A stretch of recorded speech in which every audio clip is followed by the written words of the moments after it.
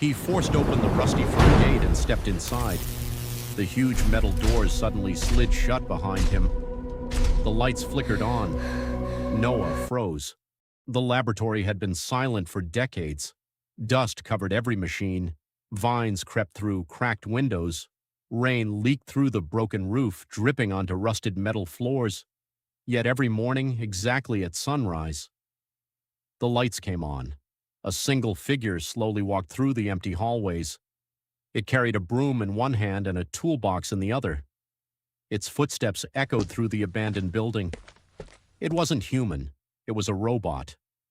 Its silver body was scratched and worn after a century of use, but its glowing blue eyes still burned with purpose. Every morning it performed the same routine. It swept the floors, repaired damaged walls, polished dusty photographs, watered the dead plants even though they had stopped growing years ago. Then it walked to the laboratory entrance. It looked toward the empty road stretching beyond the forest. It stood there for exactly 1 hour. Finally, in a calm, mechanical voice, it spoke the same words it had spoken every day for 100 years. Waiting. Day 36,524. Then it turned around and returned inside. No one knew why. No one remembered who had built it. To the people living nearby, the abandoned laboratory was nothing more than a haunted place. Children dared each other to enter but always ran away before reaching the gate. Travelers claimed they could see glowing eyes watching from the darkness. Some believed a ghost protected the building. Others believed it hid priceless technology from a forgotten civilization. None of them knew the truth. 100 years earlier, the laboratory had been the most advanced research facility on Earth. Its owner was Professor Elias Carter, a scientist so brilliant that many believed he was decades ahead of everyone else. He wasn't interested in creating weapons. He wasn't trying to become rich. He had only one dream: to build a machine capable of understanding human emotions. After years of work, he succeeded. He named the robot Astra. Unlike ordinary machines, Astra could learn, it could laugh, it could become curious, and most importantly, it could care. As the years passed, Professor Elias and Astra became inseparable. They spent every day together solving impossible scientific problems. When everyone else left the laboratory at night, Astra stayed behind, organizing tools while the professor drank coffee and worked until sunrise. People often joked that Astra wasn't just a machine. It was the professor's only real friend, but time is something even geniuses cannot defeat. One winter morning, Professor Elias collapsed inside his laboratory. Doctors gave him terrible news. He had an incurable illness. Even the greatest medical technology of the time could not save him. He had only weeks left to live.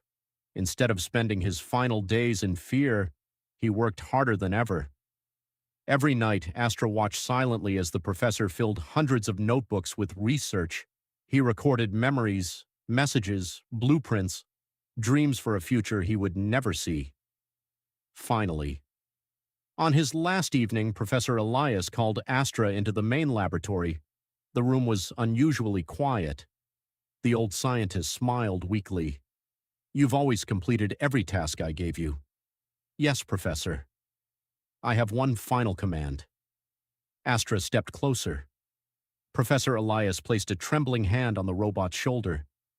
"No matter what happens, wait for me." Astra tilted its head. "How long should I wait?" The professor looked toward the stars through the laboratory skylight. "As long as it takes." Those were the last words Astra ever heard from him. The next morning, Professor Elias was gone. The funeral was attended by scientists from around the world. They praised his discoveries. They promised his work would never be forgotten. But promises don't last forever. Years became decades. Funding disappeared. Governments changed. The laboratory was abandoned. Everyone moved on. Everyone except Astra. Every sunrise, it still waited. Every sunset, it still believed. Its professor would come back. Little did Astra know, its 100-year wait was about to come to an end. 100 years passed. The world outside the laboratory became almost unrecognizable. Towering cities reached into the clouds, flying vehicles filled the skies. Artificial intelligence existed in every home. Yet, hidden deep within an overgrown forest, the old laboratory remained frozen in time, and every single morning, Astra still stood at the entrance. Waiting. Day 36,525. Most people believed the old laboratory was just a myth. But one rainy evening, fate finally knocked on its door. A 12-year-old orphan named Noah was running through the forest after escaping a group of thieves who had stolen the little money he had. The rain grew heavier. Lightning flashed across the sky. Looking for shelter, Noah spotted the abandoned building. He forced open the rusty front gate and stepped inside. The huge metal doors suddenly slid shut behind him. The lights flickered on. Noah froze. Slow metallic footsteps echoed through the hallway. From the darkness emerged a tall silver robot with glowing blue eyes.